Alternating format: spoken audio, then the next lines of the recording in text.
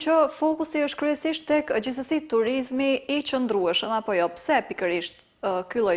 lloj fokusi dhe çfarë është e rëndësishme në lidhje me këtë gjë? Pikërisht fokusi është turizmi i qëndrueshëm sepse në Malin Shar nuk kemi një turizëm në afatgjatë vjetor, pra kemi vetëm kodrën e diellit që është një turizëm që më së shumti varet edhe nga kushtet klimatike. Mirë po turizmi i qëndrueshëm në natyrë që të gjitha ato që i paremenda, edhe funksionimi i bujtineve që kohëve të fundit është në rritje, sidomos nga bisedimet dhe nga intervistat që kanë bërë me pronarët e këtyre bujtineve, numri i turistëve të huaj nga vendet europiane, mirë po edhe te oqeanike është në rritje. Dhe kjo është një element të kyç se ne mund të krijojmë një turizëm të qëndrueshëm dhe gjithë sezonal. Pra, jemi koncentruar në turizmin malor si vetëm një mundësi për zhvillimin ekonomik lokal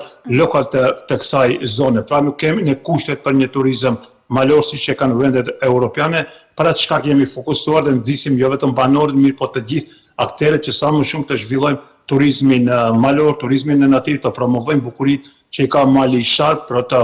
promovojmë edhe produktet tona dhe besojmë se kjo do të ketë një qëndrueshmëri akoma më të madhe me një angazhim të gjithë edhe të institucione për të rreguar sadopak infrastrukturën rrugore në këto zona.